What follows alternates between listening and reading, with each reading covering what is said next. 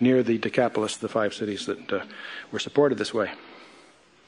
So many, and they besought him that he would not command them to go out into the abuso. Now this is one of those passages of the Bible I don't understand.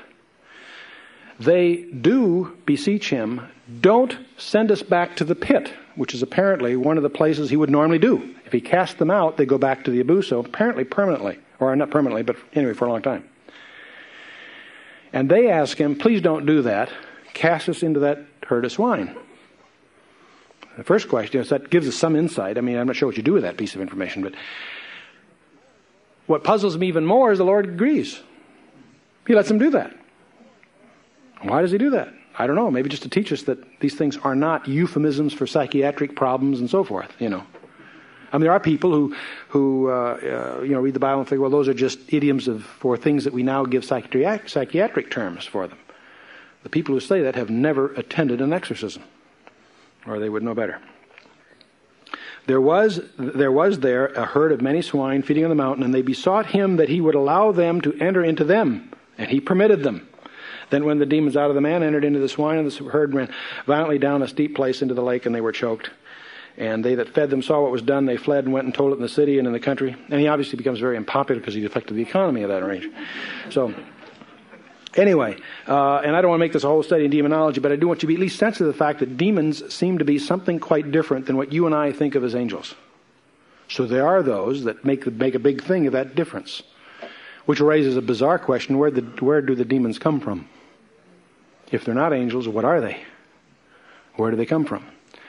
And there are all kinds of bizarre ideas that have no scriptural basis, that are really built within the gaps, if you will, from what we do understand. There are those that believe that there was a pre-Adamite creation that was destroyed and judged, and the demons are the disembodied spirits of that particular creation. There's no scriptural evidence for that, and they place all this hypothesis between Genesis 1:1 and 1:2. That's part of the gap theory that gets way out in left field. It has only one problem: there's no basis for it. That doesn't mean it's right or wrong. You can't tell. It's just somebody's idea. But there is apparently some difference between demons and angels, and so in that whole thing, you can, if you've got nothing to talk about over a cup of coffee, a piece of pie at 2 a.m., you can argue about whether demons and angels are the same thing. Now, actually, I personally believe that there's a large hierarchy of all kinds of these creatures. In the Old Testament, we have the Shittim, the Searim, the Lilith, the Tissim, and some others. And they're all translated in the Septuagint as demons, but they're different Hebrew words. The Shittim are the mighty ones, and they show up in Deuteronomy 32:17. The Searim are he-goats or satyrs. They're hairy creatures they're demonic, but they were embodied in legends as the satyrs and so forth. And the others have other names, and they have slightly different attributes. But when we speak in the New Testament, principalities and powers and so forth, those are ranks, if you will.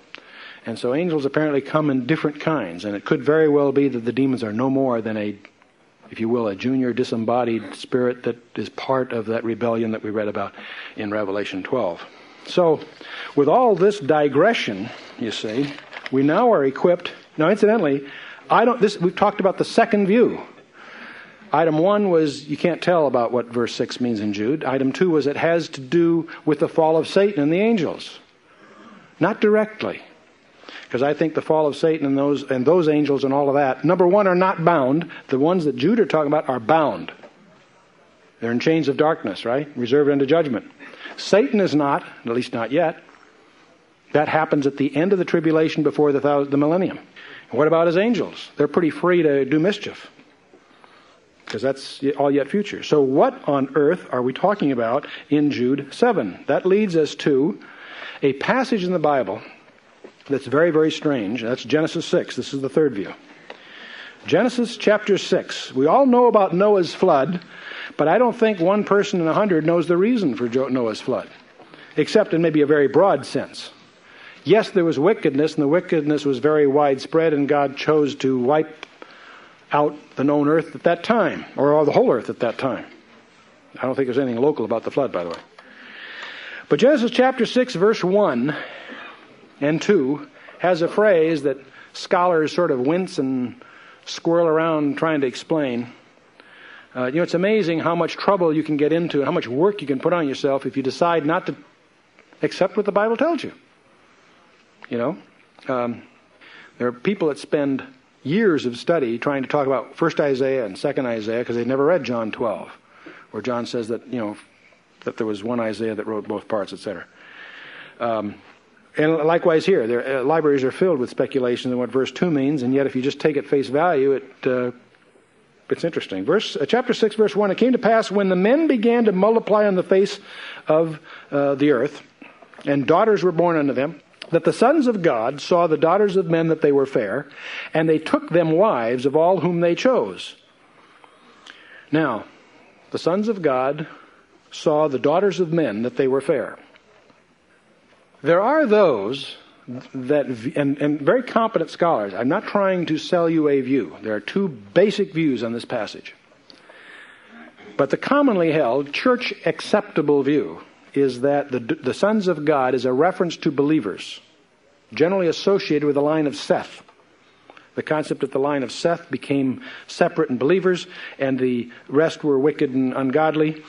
The daughters of men were what this suggests is intermarriage that was not appropriate. There's a couple of problems with that. First of all, that's not what it says. The name Benai Elohim is a term. It shows up 4 times in the Old Testament, and it's always used of angels. A term to a Bible, to a Hebrew, is angel. My proof of that is when the Septuagint was translated 3 centuries before Christ, they translated it as angels. But it even goes deeper than that. Also, the daughters of men are not limited to the non-Sethites. Thirdly, when a believer and unbeliever get married, they don't have monstrous offspring. And what these people give birth to, well, I mean, not generally.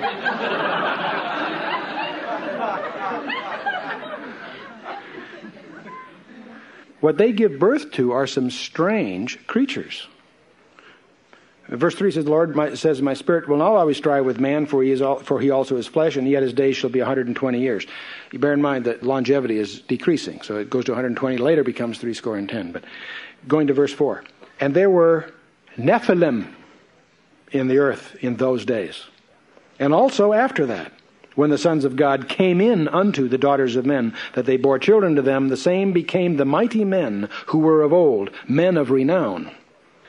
So whatever happened here, the sons of God and the daughters of men gave birth to something unnatural, not normal. Now, the Greek word gigantes was irresistibly transliterated to giants, but that's not what the word comes from. The word gigantes, I guess it is a word that means earthborn. The word Nephilim here described, in the Hebrew, the Nephilim are the fallen ones, come from the Hebrew word nephal, to fall. So the offspring of the sons of God and the daughters of men are fallen ones.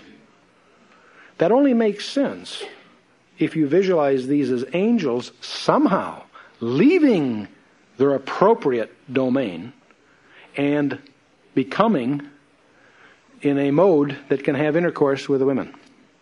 And they give birth to something bizarre, the Nephilim. Now, the Nephilim, and we find them before the flood and also after that. We find them in Numbers 13. They happen to be very large, 13 feet long and so forth. And we'll come to that in a minute. So the Nephilim are strange. And so that suggests that something bizarre is going on here. Now, the first point I guess I want to make is the very, very early church. The Septuagint translators, obviously, in Alexandria, and also the early church, Justin, Athenagoras, Cyprian, Eusebius, also Josephus, Philo, Judaeus, and also the authors of the Apocrypha, the Old Testament apocryphal books, which aren't inspired, but the authors betray a presumption of this truth. So whatever else you say, that was the common belief up until about the 4th century.